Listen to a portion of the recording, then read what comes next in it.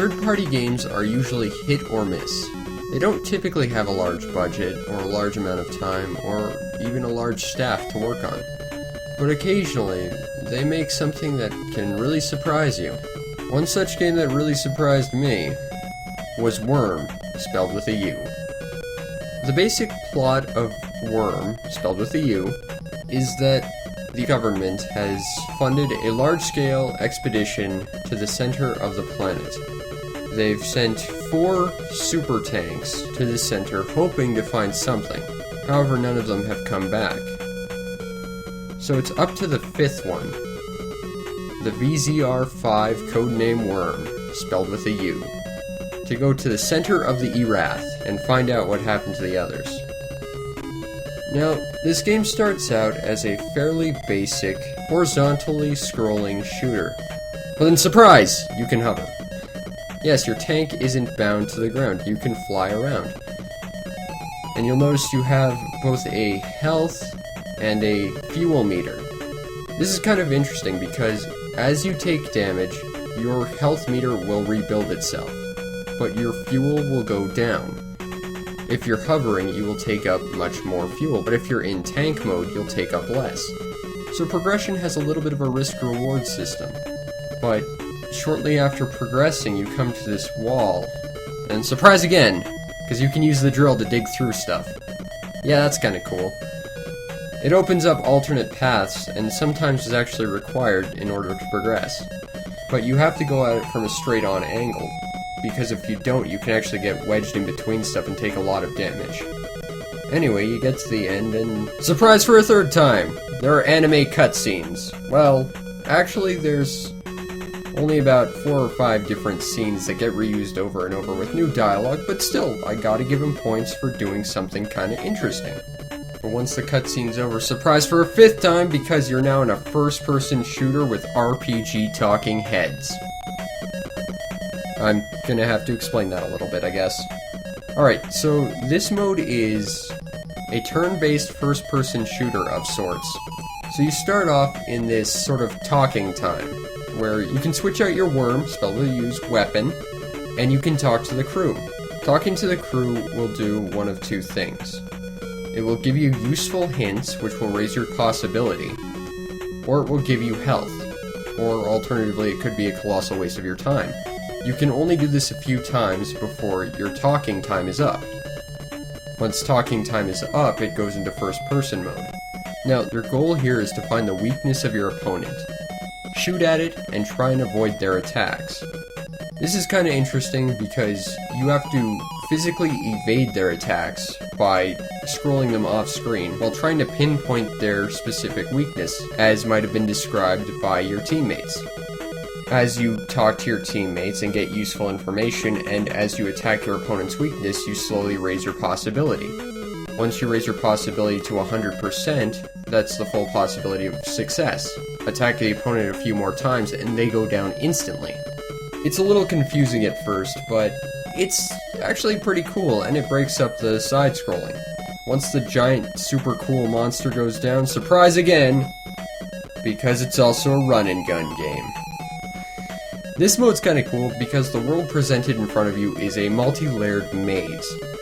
You hop down one hole and you fall from the top of another layer. You can jump up from that layer back to the top layer if you can find a way.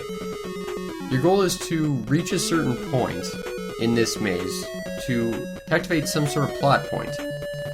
After that, you have to head to the end of the maze where you fight a boss. Although they disappear after they try and jump on you twice, it's weird. Now what's really cool about this run and gun is you can't just spray and pray. Your gun has a limited amount of ammo. If it runs out, you are left trying to kick your opponent to death. And that is aggravating beyond all belief, but it's pretty neat that they decided to take that route. Anyway, you get to the end and then suddenly, surprise! Your thing can now turn into an airplane and has a bunch of new weapons. And as you progress, you're going to get even more. The plane is the fastest, and it's also probably the most effective in combat, but the problem is it burns even more fuel than the hover mode, so you really have to be careful with which mode you need in what situation. But it's still cool that they decide to break this up by giving you even more choice. And if you thought that was all this game was going to surprise you with, well, surprise one last time! There's also a top-down shmup mode. And this game will cycle in between all of these various modes as you progress through the game, so you're never doing the same thing twice in a row. The soundtrack is incredibly catchy. I mean, I could just listen to that opening theme all day. And while a few tunes get reused here and there, they're still very nice. The sound effects sound like they've got a decent amount of impact to them. And by and large, it just sounds quite nice. The presentation is surprisingly good. I mean, it's got those really nice anime cutscenes. You've got the super detailed first-person shooter monsters. Those guys are really cool. You've got talking heads that are pretty well detailed. You've got the details of the spaceship and stuff. You've got the backgrounds, and it feels like the palette they chose really complements the darkness in the background.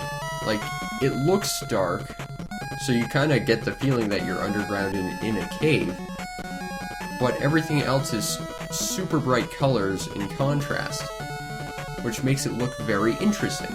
I like it. I like it a lot. The controls are probably one of the biggest problems with this game, and it's really just in the shmup segments. In order to swap your weapon, you need to press the weapon firing button as well as holding up at the same time.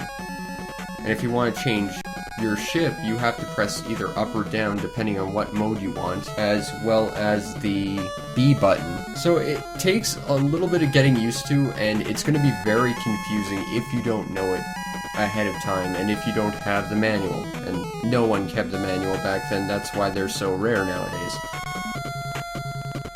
But if you can get past the basic learning curve of the controls, there's a lot of fun to be had here. Now, unfortunately, this game appears to be a low-budget third-party title, so there wasn't a ton of QA testing. At least it doesn't seem like it. You can very easily phase through walls when you're flying around in the shmup mode, which pretty much kills you instantly, which is annoying. And the hit detection seems a little wonky. As well, the method to defeating the final boss is completely confusing. I don't know how anyone would figure that out ahead of time, but I think there's a lot of fun to be had here, all the same.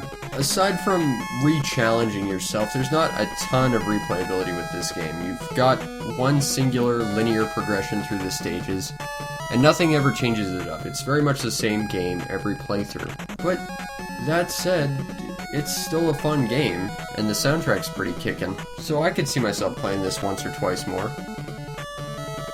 Ultimately, this game is something I had never heard of. I got this for literally a penny, and honestly, I had never heard of it. I don't think anyone else has ever really heard of it either, but this game is quite good. It's similar to a game kinda like Clash of Demon Head or Crystalis, in that it's not a first-party title. It doesn't appear like there was a ton of money put into it. It might not have been QA tested, it might not have been perfected, but all the same, it's a very fun game for what it provides you with.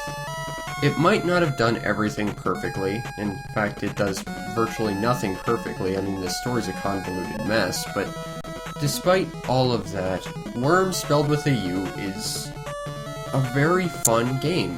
It feels like they tried to do a whole bunch of new stuff that really hadn't been done too often back in the day.